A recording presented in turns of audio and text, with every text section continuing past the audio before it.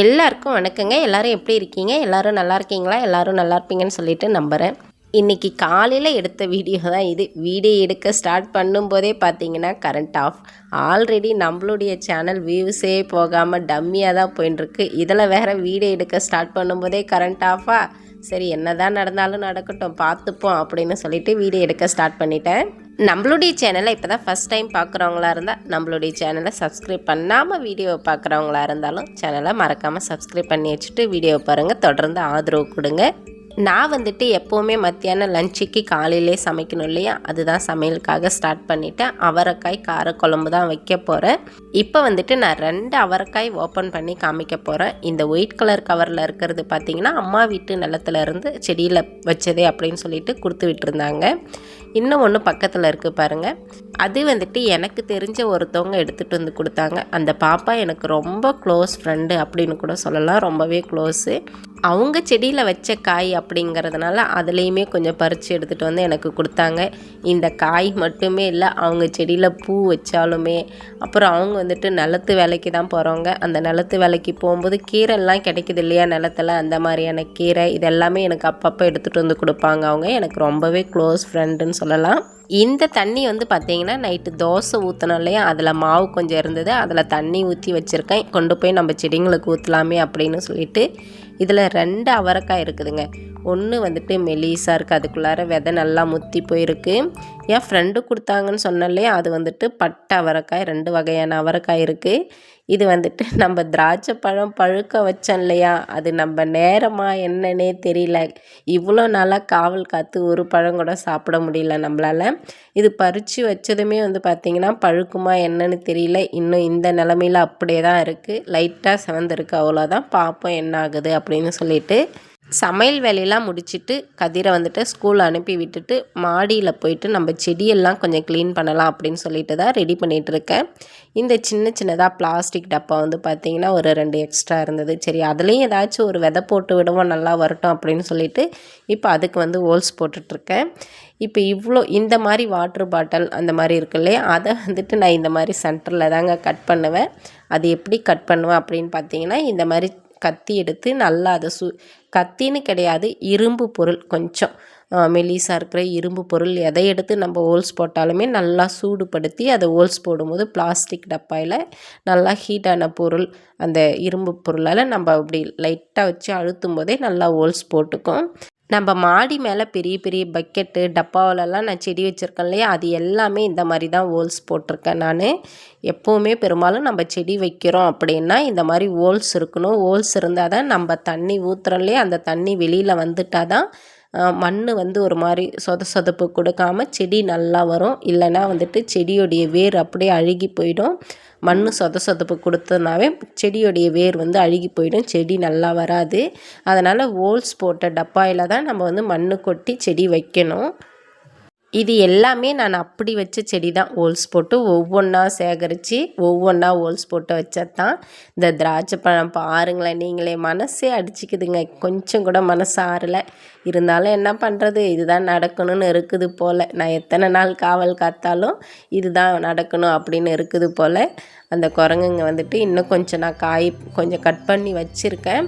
ஆனால் அந்த கட் பண்ணி வச்சதுமே பழுக்கலை, வந்து ஒரு மாதிரி லைட்டாக கலர் மாதிரி இருக்க வழி. ஆனால் அது பழுக்கிற மாதிரி எனக்கு என்னமோ தெரியல, பழுக்குமா என்னன்னு தெரியல, பார்ப்போம். இந்த மீதி நான் கொஞ்சம் விட்டுருக்கேன் இல்லையா, அதையுமே வந்து குரங்கு இந்த மாதிரி அறுத்து போட்டுருச்சு ஃபுல்லாகவே. அந்த லைட்டாக செவரும்போதே பார்த்திங்கன்னா குரங்கு ஃபுல்லாக கட் பண்ணி சாப்பிட்ருதுங்க. இந்த ஹோல்ஸ் போட்டு எடுத்துகிட்டு வந்தோம் இல்லையா, அதில் வந்துட்டு நம்ம கொத்தமல்லி விதையை போட்டு விடலாம், அப்புறம் கீரை விதையை போட்டு விடலாம் அப்படின்னு சொல்லிட்டு தான் அதை ரெடி பண்ணி எடுத்துகிட்டு வந்திருக்கேன். புதினா தழை ஆல்ரெடி சும்மா லைட்டாக ஊனி விட்டால் கூட வந்துடும், ஏற்கனவே நிறைய பாட்டில் இருக்குது. அதனால் புதினா தழை வேண்டாம், கொத்தமல்லி தழை போடலாம் அப்படின்னு சொல்லிட்டு தான் ரெடி பண்ணி வச்சுருக்கேன். நான் ஏற்கனவே ஒரு டைம் கொத்தமல்லி வந்து விதை போட்டிருப்பேன். அது வந்து நம்ம அப்படி போடக்கூடாதாம்மா, கொத்தமல்லி இந்த மாதிரி முழுசாக இருக்கு இல்லையா, அதை உடச்சி அதை கொஞ்சம் நேரம் காய போட்டு அதுக்கப்புறம் போடணுமா. இந்த மாதிரி நல்லா நம்ம வச்சு நல்லா அப்படி தீர்த்தும்போது பொலந்ததுக்கப்புறம் அந்த விதையை வந்துட்டு நம்ம மண்ணில் போட்டு விட்டோம்னா அது அப்போ தான் வந்து முளைப்பு கொடுத்து வரும். நம்ம அப்படியே முழுசாக போடும்போது கொத்தமல்லி தழை வந்து முளைச்சி வராது அப்படின்னு சொன்னாங்க. அதனால் சரி, அதை உடச்சி கொஞ்சம் நேரம் காய போடலான்னு காய போட்டிருக்கேன். இப்போ நம்ம மாடி தோட்டத்தில் ஒரு சில செடியெல்லாம் கட் பண்ணி விடணும். இந்த ரோஜா பூ செடிங்க 1, 2 இருக்கிறது, அப்புறம் இந்த பட்டன் ரோஸ் இதெல்லாமே கட் பண்ணி விடணும். ரோஜா பூ ஒன்று இருந்தது, ஃபஸ்ட்டு அதை கட் பண்ணிக்கலாம் அப்படின்னு சொல்லிவிட்டு அதை கட் பண்ணி எடுத்துக்கிட்டேன். இது பார்த்திங்கன்னா நம்ம செடியில் வச்ச காக்கட்டாம்பூ செடிங்க. காக்கட்டாம்பூ செடி கிட்டத்தட்ட இப்போ 1 முழம் போலவே வரும், அந்த அளவுக்கு பூ பூக்குது. இப்போ நான் கொஞ்சம் பறிச்சிருக்கேன், இன்னும் ஒரு செடியில் இருக்குது, அதுவுமே பறிக்கணும். இது வந்து பார்த்திங்கன்னா பன்னீர் ரோஸ். இந்த பன்னீர் ரோஸ் செடி வந்து நல்லாவே நிறையவே பூ பூத்துதுங்க. அம்மா வீட்டில் இருந்து அவங்க பதியம் போட்டு வச்சுருந்தாங்க, அதை எடுத்துகிட்டு வந்து வச்சேன், நல்லாவே துளிர் வந்துடுச்சு. அந்த பன்னீர் ரோஸ் வந்துட்டு ஓரளவுக்கு ஃபுல்லாக துளிர் லைட்டாக சின்ன சின்னதாக துளிர் இருக்கிறதெல்லாம் விட்டுட்டு ஓரளவுக்கு கட் பண்ணி விட்டுட்டேன். இந்த ரோஜா பூ செடியுமே பார்த்திங்கன்னா பிங்க்கு, லைட் பிங்க்கு வர்றது, ஒரு மாதிரி பேபி பிங்க் கலரில் இருக்கும் இந்த ரோஸு. அது சரியாக வரமாட்டேங்குது. ரோஜா பூச்செடி, கல் ரோஸ் எல்லாமே எனக்கு என்னன்னு தெரியல, மண் சரியில்லையா என்னன்னு தெரியல, சரியாக வரமாட்டேங்குது. அதையுமே கட் பண்ணி விட்டுருக்கேன். இது வந்துட்டு சோம்பு செடியாம்மா, எவ்வளோ அழகாக பூ பூத்துருக்கு பாருங்களேன். அடுத்ததாக இந்த ரோஸுமே வந்து பார்த்திங்கன்னா ரொம்பவே அழகாக இருக்குங்க.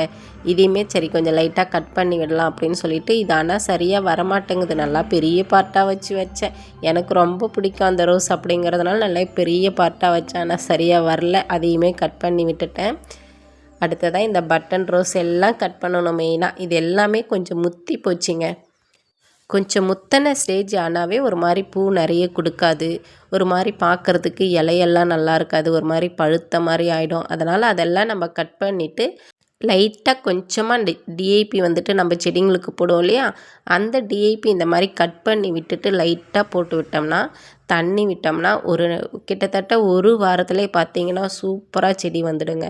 இந்த பட்ரோஸ் செடியெல்லாம் எப்படி நம்ம லைட்டாக டிஐபி போட்டதும் கட் பண்ணி விட்டு டிஐபி போட்டோம்னா சீக்கிரமாக துளிர் வருதோ, அதே மாதிரி நம்ம புதினா செடியுமே அப்படி தாங்க. நம்ம கட் பண்ணி விட்டுட்டு லைட்டாக டிஐபி போட்டு தண்ணி விட்டோம்னா சீக்கிரமாக இலை நல்லா பெரிய பெரிய இலையோட நல்லா வருங்க புதினா தழையுமே. இந்த குரங்குங்க இந்த திராட்சை பழத்தை பார்த்துச்சு, ஆனால் இன்னமும் இந்த தக்காளி செடியை பார்க்கல போல், தப்பிச்சு வந்துட்டுருக்குது. இதுலேயும் அந்த தக்காளி செடி, அந்த தக்காளி செடியில் இருக்கிற 4 காயை என்னைக்கு பார்த்து அதையும் கட் பண்ண போதோ தெரியல. இதுக்கு மேலே காய் செடியே எதுவும் நடக்கூடாது அப்படின்ற ஒரு பிளானில் தான் இருக்கேன் நான். கீரை செடி, அதை விட்டால் வேறு ஏதாச்சும் செடிங்க ஷோவுக்கு பூச்செடி அப்படியே வச்சுக்கலாம் மாடி தோட்டத்தில் அப்படின்னு சொல்லிட்டு. இந்த மாதிரி அதிகமாக போடக்கூடாது, டிஐபி லைட்டாக தான் போடணும். வேதா பாப்பா வந்துட்டு நான் போடுறேம்மா அப்படின்னு சொல்லிட்டு அவள் வாங்கி போட்டுட்டு இருந்தா. அப்போ வந்து பார்த்திங்கன்னா இலை மேலெல்லாம் போட்டுட்டா. இந்த மாதிரி இலை மேலெல்லாம் போடக்கூடாதுங்க. அந்த அடி வேரில் ரொம்ப வேர்லேயும் போடக்கூடாது. புதினா தழையில் வந்துட்டு எல்லா இடத்துலையும் வேராக தான் இருக்கும், இருந்தாலும் லைட்டாக அந்த இலை மேலே பட்டுச்சுன்னா அது வந்து ஒரு மாதிரி கருகி போயிடும். அதனால் இலை மேலே போடாமல் வேருக்கு போகிற மாதிரி தள்ளி விடணும். அதுக்கப்புறமா நான் 2 சின்ன சின்னதாக டப்பா 2 எடுத்துன்னு வந்தேன் இல்லையா, அதை 2த்தையுமே பார்த்திங்கன்னா அதில் மண்ணுக்கு போட்டுட்ருக்கேன். இது வந்து பார்த்திங்கன்னா சின்ன சின்ன டப்பா தானே, சரி அதனால் கொத்தமல்லி விதை வந்துட்டு ஒரு பாட்டில் போடுவோம். அடுத்ததாக இன்னும் ஒரு 2 டப்பா மேல் மூடியில் வந்துட்டு நம்ம கொத்தமல்லி விதையை போட்டு விடுவோம். மிச்சத்தில் வந்து பார்த்திங்கன்னா இந்த கீரை விதையை போட்டு விடுவோம். அதுக்கு வந்து பார்த்திங்கன்னா கீரை விதை நம்ம செடியிலேருந்தே நான் எடுத்துக்கிட்டேன். இந்த மாதிரி கொஞ்சம் முத்தி போயிருக்கு இல்லையா, இப்போ இதில் கருப்பு கருப்பாக சின்னதாக தெரியுது பாருங்கள், அதுதான் விதை. இப்போ போட்டு விட்டோம்னாவே சூப்பராக வந்துடுங்க. அதே மாதிரி தண்டுக்கீரை விதையுமே இப்போ நம்ம செடியிலேருந்தே விதையை எடுத்து அந்த பார்ட் 2 இதுலையுமே போட்டு நல்லா கிளறி விட்டுட்டேன். தண்ணியுமே லைட்டாக விட்டுருக்கேன். இதுக்கு டிஐபி எதுவுமே போட கிடையாது, மண்ணில் மட்டும் லைட்டாக போட்டிருக்கேன். ஆனால் நல்லா வந்துடும் அப்படின்னு நினைக்கிறேன். ஏன்னாக்கா இது முத்தி போன விதையாக தானே இருக்குது. விதை வந்துட்டு நல்லா கருப்பு கலரில் கலர் மாறிடுச்சு, அதனால் கண்டிப்பாக வந்துடும்.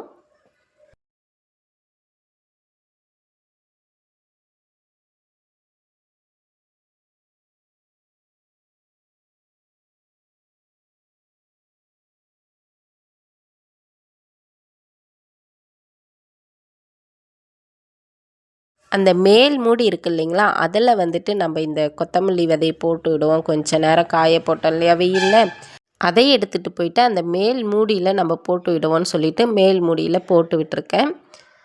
பார்ப்போம் இது வரும் அப்படின்னு தான் நினைக்கிறேன். ஏன்னாக்கா கொத்தமல்லியை வந்துட்டு நம்ம எப்போவுமே பொலந்து அதுக்கப்புறம் விதைக்கி போட்டோம்னா தான் அது துளுத்து வரும் அப்படின்னு சொன்னாங்க. ஃபஸ்ட்டு நம்ம அப்படியே போட்டதுனால அது வரல, இந்த முறை கண்டிப்பாக வரும் அப்படின்னு நினைக்கிறேன். ஓரளவுக்கு இப்போ செடியெல்லாம் கட் பண்ணி விட்டுட்டேன். அடுத்ததாக பார்த்திங்கன்னா எல்லாம் க்ளீன் பண்ணணும். இந்த கட் பண்ணி விட்ட தழையெல்லாம் இருக்கு இல்லையா, அதை எல்லாமே எடுத்து போட்டுட்டு நல்லா க்ளீன் பண்ணி விட்டுட்டு செடிங்களுக்கு தண்ணி விடணும். வெயில் பார்த்திங்கன்னா நல்லா ஜோராக வந்துட்டுருக்குங்க.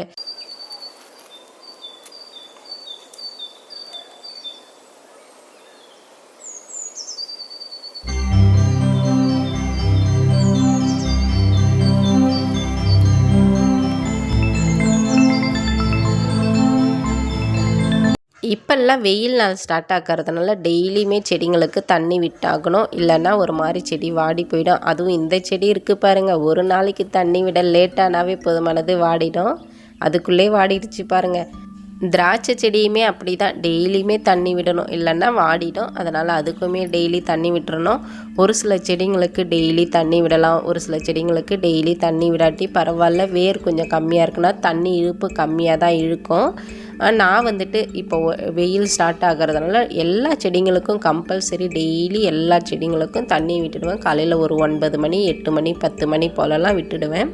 இன்றைக்கி கொஞ்சம் க்ளீன் பண்ணுறதுனால கொஞ்சம் லேட் ஆகிடுச்சு.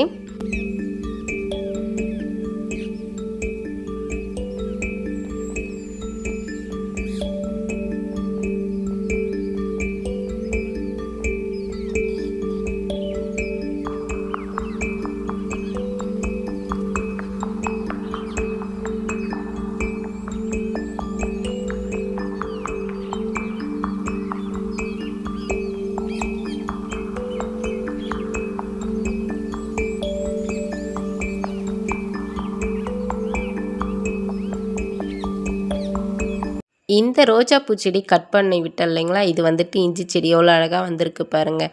இந்த ரோஜா பூச்செடியில் இந்த வேரில் வந்துட்டு அது வந்துட்டு ஆரஞ்சு செடியா இல்லை லெமன் செடியான்னு தெரியல. நம்ம இந்த எனர்ஜி வாட்டர் ஊற்றுறோம் இல்லையா, வீட்டில் இந்த வேஸ்ட்டு தண்ணியெல்லாம் எடுத்துகிட்டு வந்து ஊற்றுறோம் இல்லையா, அதில் இருந்துட்டு விதை வந்துட்டு அது துளுத்து வந்திருக்கு.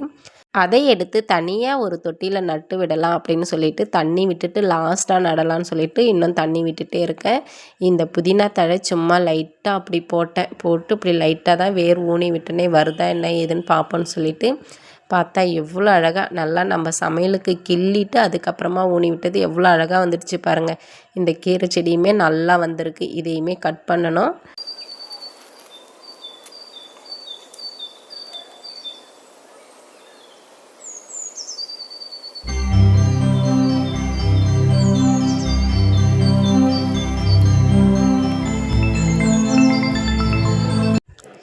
இதுதாங்க இதுதான் வந்துட்டு இது லெமன் செடியா இல்லை ஆரஞ்சு செடியான்னு தெரியல.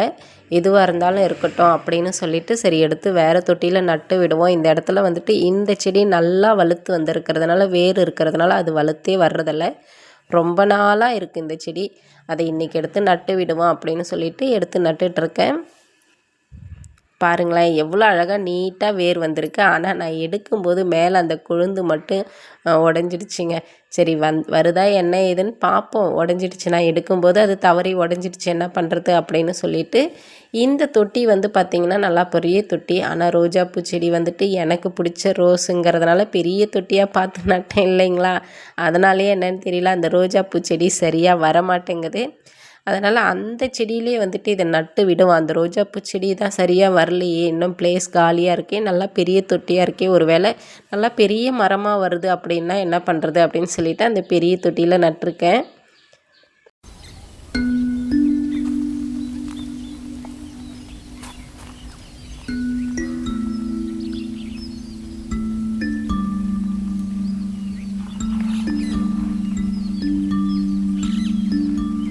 தண்ணி விட்டு முடிக்கிறதுக்குள்ளே வெயில் ஜோராக வந்துடுச்சு. வீடியோ பிடிச்சிருந்தால் லைக் பண்ணி ஷேர் பண்ணி சப்ஸ்கிரைப் பண்ணி வச்சுக்கோங்க.